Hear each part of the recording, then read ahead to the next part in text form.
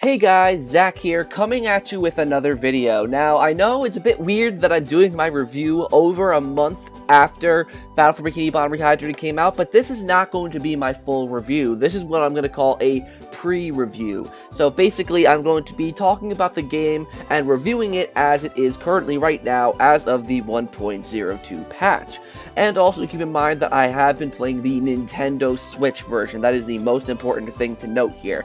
I am not doing my full review of the Nintendo Switch version until a major patch comes out that will fix the bugs that I address in this video. So definitely make sure to stay tuned for that review. Whenever they release this patch, I will be playing Battle for Bikini Bottom Rehydrated fully through on Twitch. So make sure to go and follow me on there so that, you can stay up to date on when I, stream Battle for Bikini Bottom Rehydrated as well as other games. So without any further ado, guys, let's get into the pre-review of Spongebob Squarepants Battle for Bikini Bottom Rehydrated.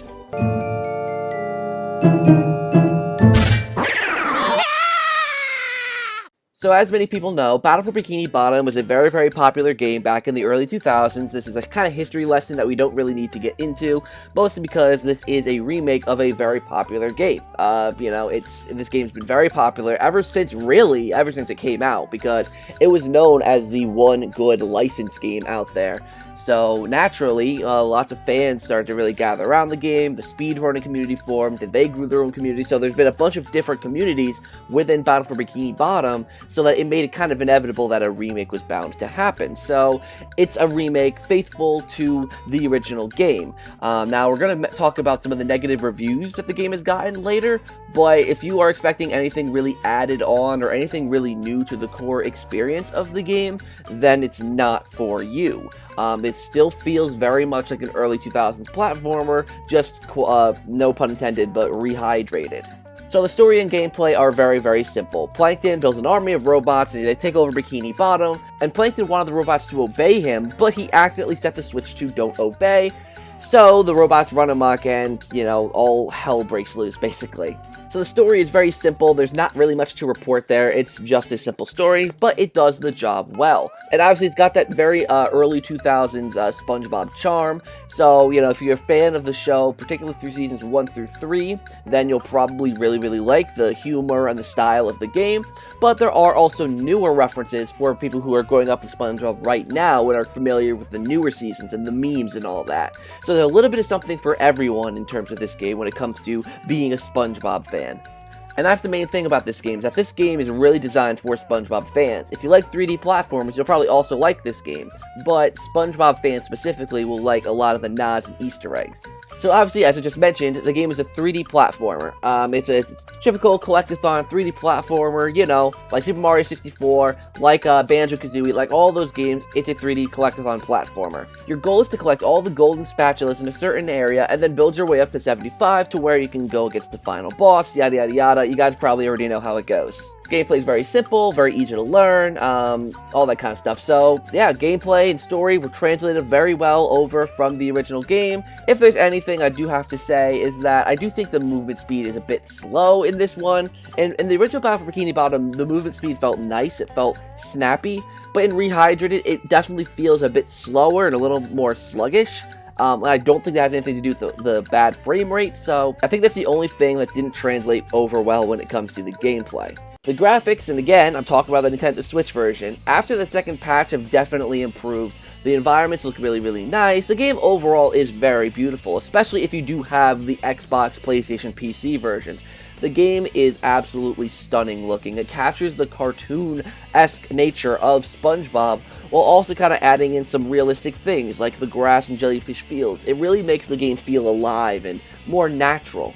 If there is one complaint I had about the graphics, it's just that the contrast in colors and all the brightness, it really makes the game too bright in a lot of areas to where you can't really make out certain details. Like the original game had a more washed out color palette, while this one has a lot more of a bright and vibrant one. But that's really not that much of a deal. It's just something I noticed, and it's not going to bother anyone. The game still looks beautiful, and I absolutely love the art style.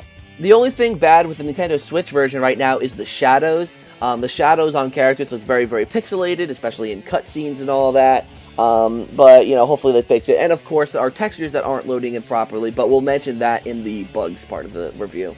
So next up is the music. Now this is a really popular topic with my good buddy Sheriff the Great, who really covers this topic in depth because he's more of an audiophile, as opposed to me, who just more so enjoys music for, just what it is. I don't, it doesn't need to be super enhanced or whatever, but I will admit, I think the quote-unquote fake stereo that they did in Rehydrated, I think it sounds good. I mean, the soundtrack from Battle for Bikini Bottom is memorable beyond hell. I think, like, one reviewer said it had a very forgettable soundtrack. I think the soundtrack is absolutely stellar.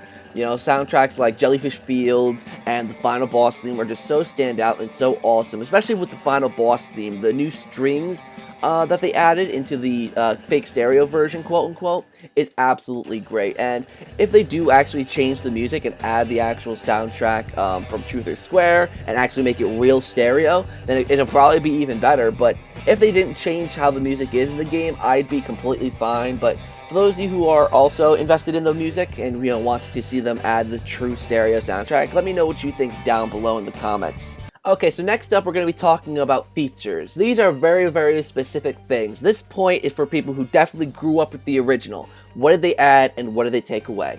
Well, the most obvious thing that they added was the Horde multiplayer mode. And it's okay if you're playing with someone you know. I played this on a live stream with CC Media, both on my channel and on his channel, and it was actually quite a good time. Him and I were going back and forth, we were playing. It's definitely one of those kind of mind-numbing kind of experiences. Don't expect anything truly engaging. So it's kind of fun if you have a friend to play with, but if you're playing with someone random online, it's not even worth your time. But it's so hard to play with friends because, at least for the Nintendo Switch version, there's no way to invite your friends to your game. You have to kind of just go on to a public lobby and hope that you get your friend, which actually kind of lucked out for me and CC Media when we played. But overall, the Horde mode is pretty forgettable. It's not a very, novel experience. It's one of those things where you play it once or twice, and that's basically it. There's not much to it. They also did change some things. They definitely changed some of the features. Like, for example, the movie theater they changed, and it's not that great. I would not recommend spending 40,000 shiny objects on that movie theater. You're basically just seeing screenshots from the game, which is very underwhelming compared to the original game, where you got to see all this cool concept art and things that were cut, which made Rehydrated what it was, and it's so sad that, none of that kind of stuff made it into the movie theater, so I really hope that they address that. Speaking of cut content was added to the game. Unfortunately, it was only relegated to the multiplayer mode. I think it would have done better in the single-player mode because a lot of people wanted to fight Robot Squidward in the single-player mode or explore Patrick's Dream in the single-player mode.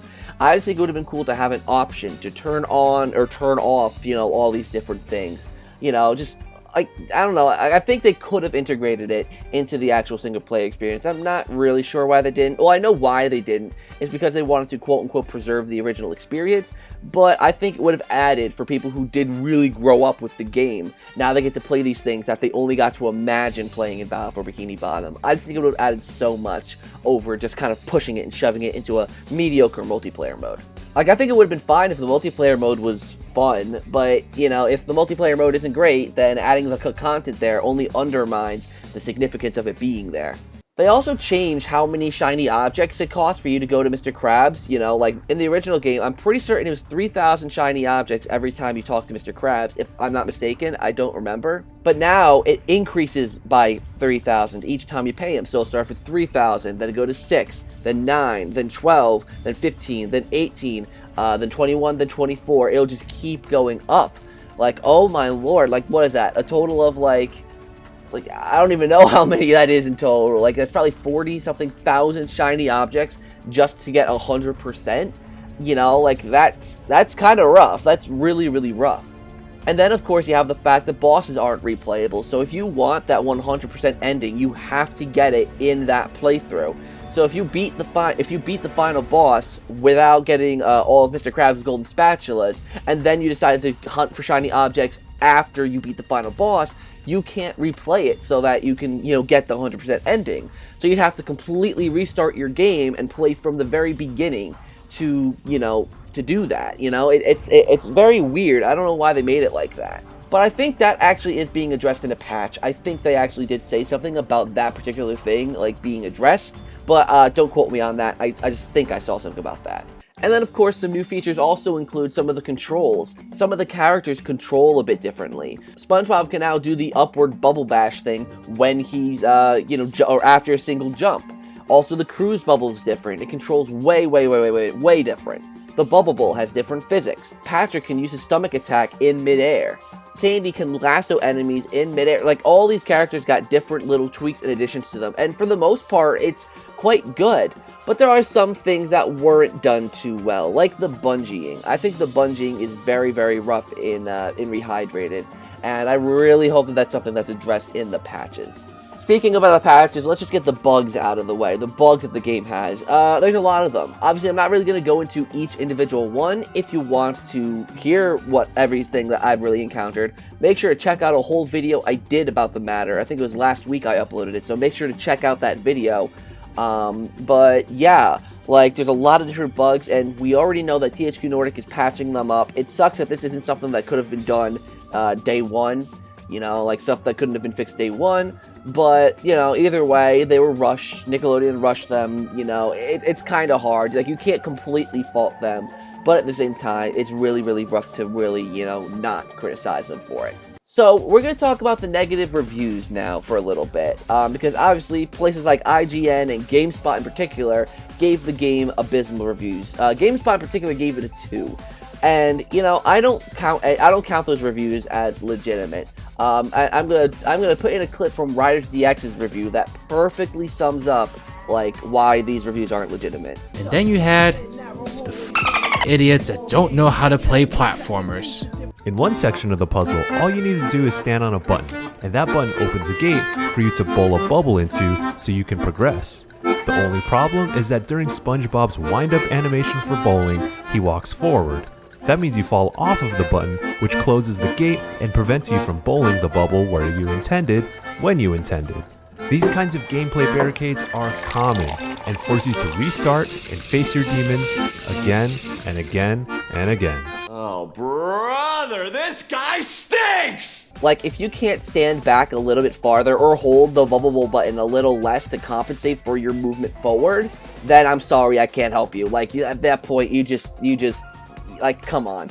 Like, it's common sense how to work that out. Of all parts of the ball puzzle, that's the part you had trouble with? Like, come on, honestly. I mean, some people who have reviewed the game negatively do have solid points, like Game Explain's review and RGT85's review, where they pointed out a lot of the issues with the Switch version in particular. Like, they pointed out a lot of things that make the game not good. Like, they are very legitimate reviews. But going off of reviews like IGN's and GameSpot's, particularly GameSpot's, just, like, that's where you have to form your own opinion. I usually never trust big reviewers because they're usually very casual, like, people who, like, especially for a game like SpongeBob, it's a very niche thing. They don't care about the game, so they're just kind of playing it as a meme, for their channel to review it. So, overall, the negative reviews, don't dwell on them. Yes, people are absolutely crappy and don't know how to review a game properly. But at the end of the day, let their opinions be their opinions. Yes, it probably did affect the sales of the game, at least a little bit. But it was actually in the top 20 in the UK for June sales, like all of June. And that game came out at the end of June. So I think it's safe to say that Battle for Bikini Bottom Rehydrated did sell well at the end of the day. So I have to give a huge props to the community for this. And then lastly, I really want to talk about the speedrunning stuff for this game, because the speedrunning community has been absolutely insane with this game. Because I remember Shift was talking about him not really thinking that the game would have that much of a speedrunning legacy, because of the fact that, the original is very notable with its speedrunning community and all the different tricks that they spent, like, all these years learning and all that. And it's crazy that Battle for Bikini Bottom Rehydrated is actually picking up some steam with the speedrunning community. Obviously, there was the less than 2 minute bug where you could beat the game in less than 2 minutes. Like, it's absolutely crazy how much explosion there was. Shift was diving into that game, really finding all the different things that he could use to have different strats to go through the game faster. And it was really awesome to see evolve. It's kind of slowed down a lot now, because Shift's mainly gone back to the original Battle for Bikini Bottom. But it's still crazy how much hype there was with the speedrunning community with Rehydrated at first. I mean, obviously, the speedrunning community is a lot of the reason that Rehydrated is being made in the first place. But it's just crazy to see how much it exploded. So, overall, guys, I know that I talked about a lot of the negative points in this video, but honestly, if you like the original Battle for Bikini Bottom, you will like Rehydrated. Rehydrated is amazing. If you have a Nintendo Switch, I'd hold off on the Nintendo Switch version for now, just because of all the different bugs that there are in it. But if you have a PlayStation 4, an Xbox One, or a PC, then I would highly, highly recommend you get this game. Like there's no reason for you not to. It's a $30 game. It's really, really cheap. I mean, unless you're me and get the fun edition. So I guess that's really it from this video. Thank you guys so much for watching. Make sure to like, comment, and subscribe. All that stuff down below. Make sure to click the notification bell so you're notified of when I upload a video. And make sure to check out the merch store. There's some cool ZakPak stuff up on there. So, yeah. Don't know what else to say besides thanks for watching. And until next time, I'll see you guys in the next video.